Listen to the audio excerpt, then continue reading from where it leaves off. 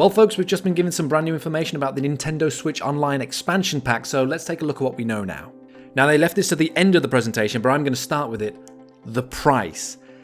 It's double the already existing membership. Now, I was shocked when I saw this. I thought maybe a 50% increase, that would keep more in line with it. But the more I've let it sink in, the more I'm realizing actually it's kind of fair enough.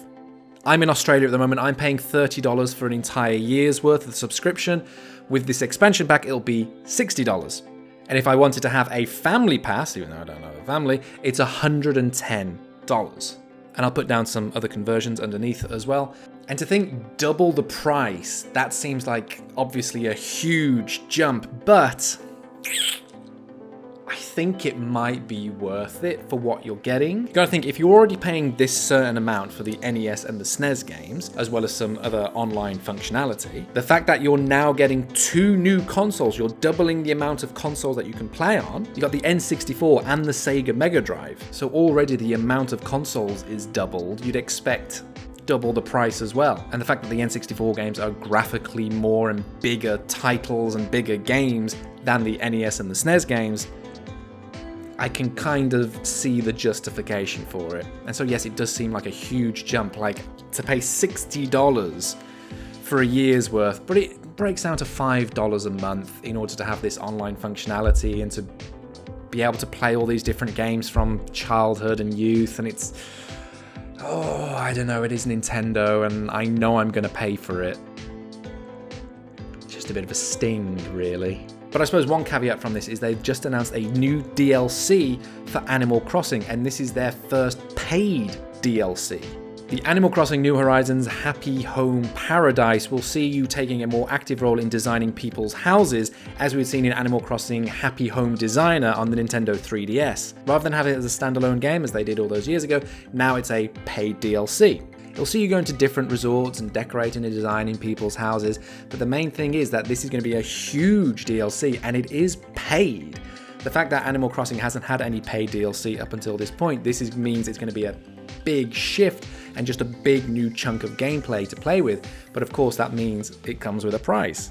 It's currently listed at £22.49 or around $25 US, but it is included for free within the Nintendo Switch Online expansion pack. So if you are an Animal Crossing player and you've paid extra for that Nintendo Switch Online expansion pack, I can see it working out well, because half of it is actually for that paid DLC, so you could justify you paid for the DLC for Animal Crossing, and actually the expansion pack is the same price as it was before, and you've just now got these extra bits to it. I suppose you can justify it that way. Either way, getting the expansion pack for free is a really good incentive, and the fact that it does cost as much as it does, and it's included within that membership price, I can see people being happy with that. But of course, the most exciting thing is what you're getting access to within this expansion pack, namely 2 new consoles, one of them being the Nintendo 64. Now, I'm currently trying to play through every single Nintendo 64 game. I've already made 3 videos. They're on my channel right now. Feel free to check them out. So I'm very excited to be able to play Nintendo 64 on the Switch. Having the virtual console on the Nintendo Wii and the Wii U was such a joyous thing, being able to just scroll through and go, yes, I want to play this game from my childhood right here on this big screen with these new controllers. It was such a wonderful experience, and being able to play games that you may have missed out on. I had a lot of N64 games, but there's a lot that I missed out on, and so being able to have that on the virtual console was brilliant. And not having it for so long, not having access to those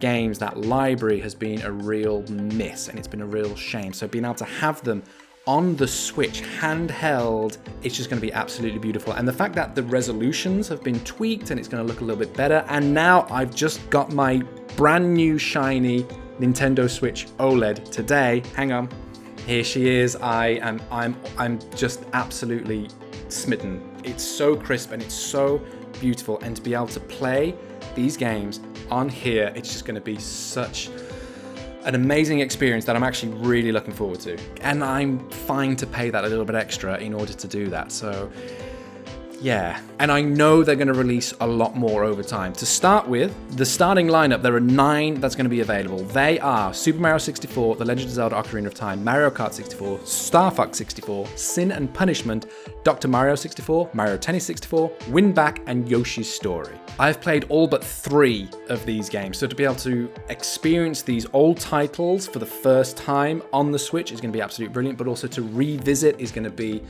so great as well. It's going to be such a deluge of nostalgia and fun and memories. I do like the boss move from Nintendo though, having sold Super Mario 64 as part of the Mario All-Stars 3D package and now giving it to you for free, but having to pay to have the privilege to pay for it each year.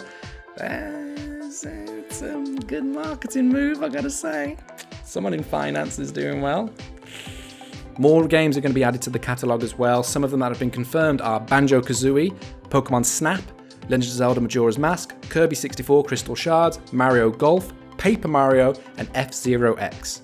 And even though the starting lineup is great, these additions are just absolutely brilliant. Legend of Zelda Majora's Mask, one of the best Zelda titles. Being able to play that again. It was so great having it in 3D on the 3DS. That remake was just brilliant, but being able to have it right there is going to be so good. And especially now I'm older as well, I appreciate it a lot more. But the big thing, Banjo-Kazooie coming back to the Switch. I've just done a video about Banjo-Kazooie, feel free to check that out, but as I've said when I was doing the reaction video to Sora being added to Super Smash Bros., I remember where I was when Banjo-Kazooie was announced to come into Smash. Like, the fact that Banjo-Kazooie returned to Nintendo in Smash was such a huge thing after Rare were bought out by Microsoft back in the early noughties. But to be able to have them now on the screen right there, it's just going to be such a return home. It's going to feel like things are complete again. And it's such a surprise that they've done that, but heck, I'm just happy with whatever strings they're pulling backstage at Nintendo, being able to pull all these deals and these different IPs and all of that. It's just keep doing what you're doing. Hopefully Banjo-Tooie gets added and some other Rare games as well. Maybe GoldenEye 007. They have announced that it's going to be online multiplayer, so like Mario Kart 64 and Mario Tennis you'll be able to play. So GoldenEye would be just manifesting. And then you've got the Sega Genesis as well. These are the games that have been announced. Sonic the Hedgehog 2, Streets of Rage 2, Echo the Dolphin, Castlevania Bloodlines, Contra, Hardcore, Dr. Robotnik's Mean Bean Machine, Golden Axe, Gunstar Heroes, Musha, Phantasy Star 4, Rystar, Shining Force, Shinobi 3, Return of the Ninja Master, and Strider. More will be added to the library over time, but what's interesting is that Sonic the Hedgehog 2 is in, but not Sonic the Hedgehog 1. I think that's maybe because Sonic the Hedgehog 2 has multiplayer, and they just want to take advantage of that whole multiplayer thing, and rather than be like, oh, I'm paying extra to be able to play with people across the world, but I can't in this game. Sonic the Hedgehog 2 will scratch that itch for you. They'll probably bring Sonic the Hedgehog back, they'll figure it out in time, but it's nice to see that they really are leaning into, no, we want people to be able to play this multiplayer online. You're paying a yearly service to this, so we're going to make it a good experience for you. And a feature that's returning from the online NES and SNES games is the ability to create a save state at any point. That's going to come in real useful for those Sega arcade style games where you can just fail at any point, so create a save state there and then we're good to go. We can just keep playing in confidence. And being able to rewind as well, that's just great. If you fail, never mind, pick yourself up, try it again.